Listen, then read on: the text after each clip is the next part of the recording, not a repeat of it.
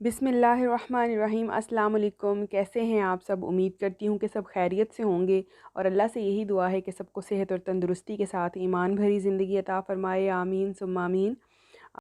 आज मैं आपके साथ मटर पुलाव की रेसिपी शेयर करूंगी और साथ में आलू अंडे की ग्रेवी बनाई थी उसकी रेसिपी।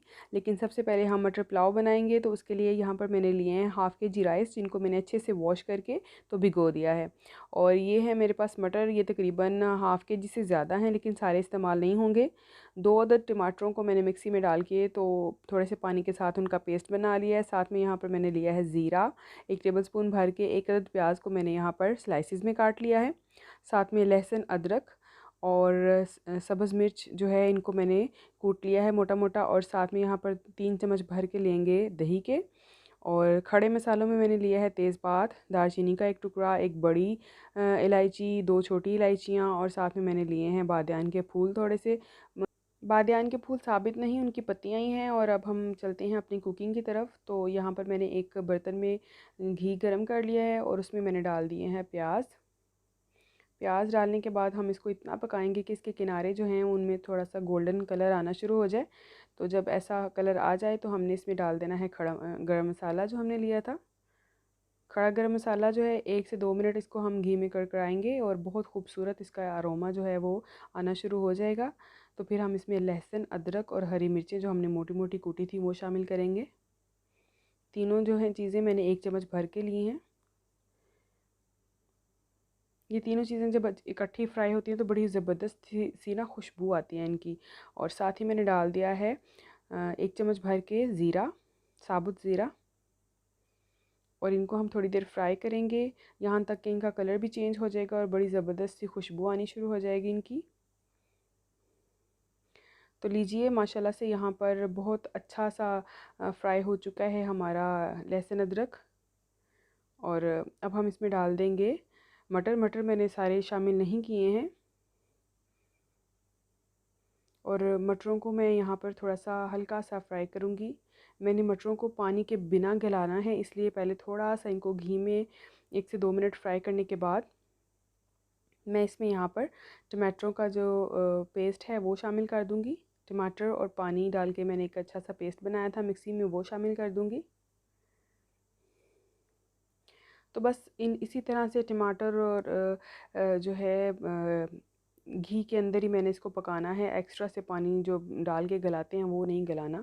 यहाँ पे हमने इसको भूनते भूनते तकरीबन 90% तक हमने टमाटरों को गला लेना है। अब यहाँ पर मैंने नमक शामिल कर दिया है। आप अपने टेस्ट के अकॉर्डिंग नमक शामिल कीजिएगा। और इसको थोड़ी देर के लिए कवर करेंगे। आँच कम नहीं करेंगे, वैसे ही इसको हम कवर करेंगे। आँच हमारी मीडियम टू हाई रहेगी। अब माशाल्लाह से टमाटर का सारा पानी खुश्क हो चुका है और घी ऊपर आ गया। तो अब हम यहाँ पर शामिल करेंगे 1 चम्मच जो है वो पिसी हुई काली मिर्च का। और साथ ही यहाँ पर मैं डाल दूँगी दही। दही डालते वक्त आंच जो है वो बिल्कुल कम कर लेंगे हम, ताकि इसकी फुटकी ना बने। और दही को अच्छे से मिक्स करने के बाद फिर हम इसकी आंच जो है वो दोबारा से तेज़ करेंगे।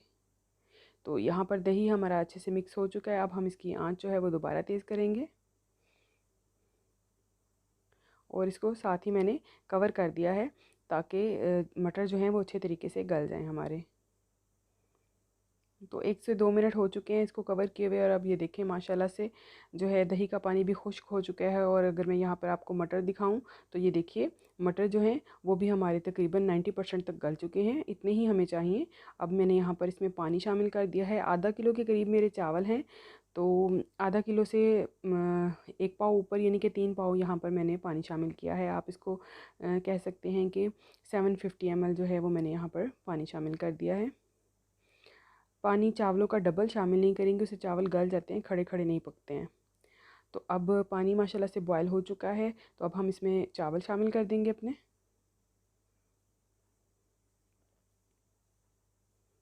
अगर पानी जो है चावलों से डबल डाला जाए, जैसे जितने चावल हैं उससे डबल पानी डाला जाए, तो चावल जो हैं वो बैठ जाते हैं, खड़ा खड़ा और निखरा निखरा सा दाना नहीं रहता। तो अब ये देखें कि तेज़ फ्लेम के ऊपर ही मैंने इसको कवर करके तो थोड़ी देर मैंने इसको पकाया था। यहाँ पर इस मुकाम पे आप जो है नमक वगैरह चेक कर सकते हैं और उसको एडजस्ट कर सकते हैं अकॉर्डिंग टू योर फ्लेवर। यहाँ पे मैंने कोई सुरख मिर्च ऐड नहीं की और इस अलग से कोई मसाला शामिल नहीं किया। आप इसका गरम मसाला या कोई बिरयानी मसाला कुछ भी नहीं, सिंपल सा मटरों का पुलाव हम रेडी करेंगे। अब एक दफ़ा बस मैं यहाँ पर चम्मच चलाऊँगी और उसके बाद फिर हम चम्मच भी नहीं चलाएंगे क्योंकि पानी इसका रिड्यूस होना शुरू हो गया। अब ये देखें माशाल्लाह से पानी तकरीबन सारा रिड्यूस हो गया है। अब इस मुकाम पे मैं इसको दम लगा दूँगी। तो यहाँ पर मैं इसके लिड के अंदर एक लौंग जो है वो डाल रही हूँ। आप चाहें तो कपड़े से कवर कर सकते हैं। लौंग लगाने से ये फ़ायदा होगा कि स्टीम जो इसके अंदर बन रही है वो बाहर नहीं निकलेगी और अच्छा सा दम आएगा चावलों को, क्योंकि बहुत ज़्यादा पानी हमने नहीं डाला था। तो चावलों को हमने इसके स्टीम के अंदर ही कुक करना है। तो ये लौंग जो है ये स्टीम जो है वो बनी रहने देगा लिड के अंदर, और तकरीबन 20 मिनट का हम दम लगाएंगे चावलों को। तो अब चावल जो है पक चुके हैं, चूल्हा बंद कर देंगे और लौंग जो है निकाल देंगे ताकि जो चावल हैं वो अपनी स्टीम रिलीज़ कर दें। अभी हम इनको खोलेंगे बिल्कुल भी नहीं तो चावल टूट जाते हैं। अब यहाँ पर मैं अंडे की ग्रेवी जो आप साथ उसकी रेसिपी शेयर करूँगी। उसके लिए मैंने आलूओं को ऑलरेडी बॉयल कर लिया है, इसलिए झटपट से ये रेसिपी तैयार हो जाएगी। यहाँ पर मैंने तकरीबन 1 स्कूप भर के जो है वो ले लिया है मैंने कुकिंग ऑयल का।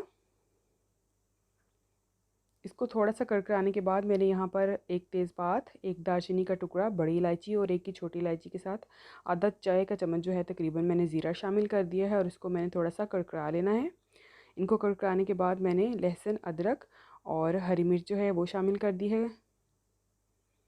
इनको मैंने पीस के शामिल किया, इनका पेस्ट बना के। अब यहाँ पर हम इनको अच्छे से फ्राई करेंगे। लहसुन, अदरक और हरी मिर्चें जब अच्छे से फ्राई हो जाएंगी तो फिर हम इसमें एक अदद प्याज जो है उसका पेस्ट शामिल करेंगे, जो पानी में डाल के तो मिक्सी में हमने प्याज का पेस्ट बनाया है। तो आलूओं को मैंने इस तरह से बॉईल किया है कि आलूओं को मैंने काट लिया है छीलने के बाद, और उनमें थोड़ा सा नमक और ज़रदा रंग डाल के तो मैंने उनको 95% तक तकरीबन गला लिया है।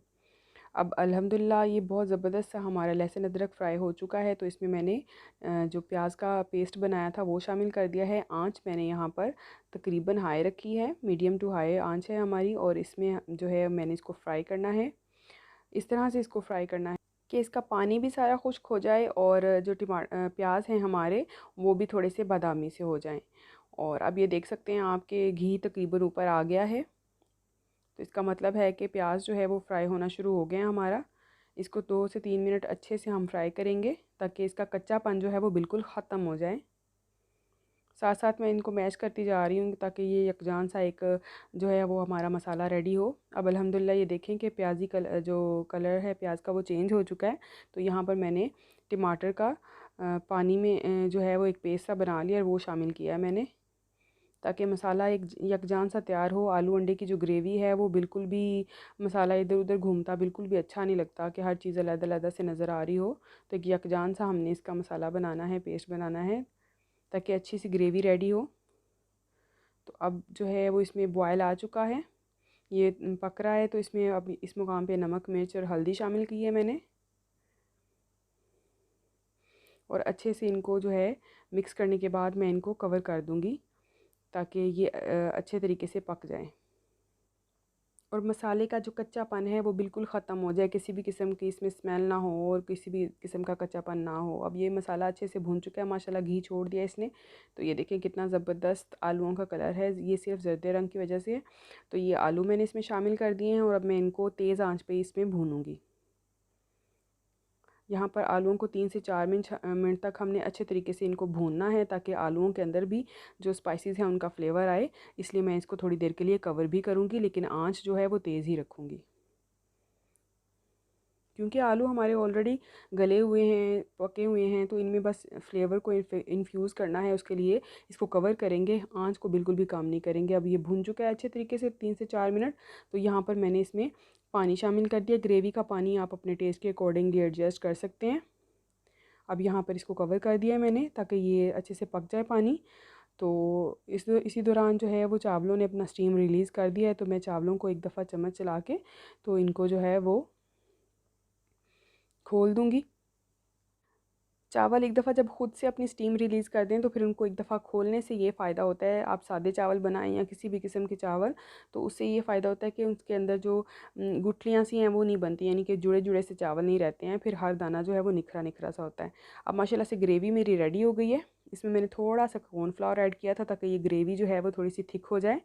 और अब मैंने इसमें उबले हुए अंडे शामिल कर दिए हैं और धनिए से मैं इसकी गार्निशिंग करूँगी। प्लस यहाँ पर मैं थोड़ा सा गरम मसाला पाउडर ऐड करूँगी। और अल्हम्दुलिल्लाह माशाल्लाह बहुत ज़बरदस्त अंडे की जो आलू अंडे की ग्रेवी है ये रेडी हो गई है। बहुत ही ज़बरदस्त इनका टेस्ट होता है।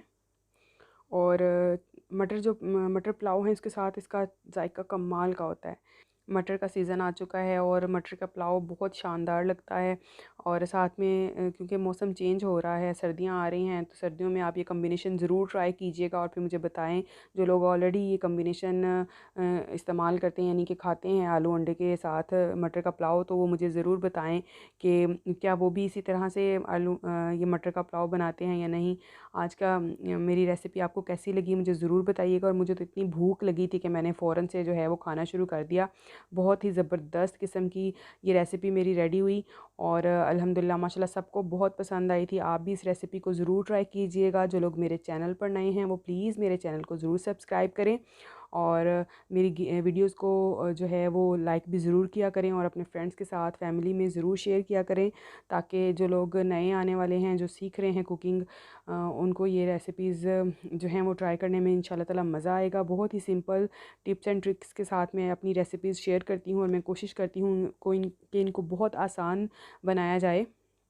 और ये देखिए मुझे तो बहुत मज़ा आया था। आप भी ज़रूर इसको ट्राई कीजिएगा और मुझे कमेंट्स में ज़रूर बताइएगा ट्राई करने के बाद कि आपको ये रेसिपी कैसी लगी। मैं पहले भी कहती हूँ कि आप चाहे बैड कमेंट करें या अच्छे कमेंट करें, आप सबके कमेंट्स को मैं ज़रूर कंसीडर करती हूँ, मैं पढ़ती हूँ और रिस्पॉन्स भी देती हूँ उनके ऊपर। तो प्लीज़ मेरे साथ शेयर किया कीजिए कि आपको मेरी रेसिपीज़ कैसी लग रही हैं। अगर आप कोई सजेशंस देते हैं तो मैं उनको भी ज़रूर कंसीडर करूँगी। तो मुझे दीजिए इजाज़त, अपना बहुत सा ख्याल रखिएगा। मिलते हैं फिर किसी और वीडियो में। अल्लाह हाफ़िज़।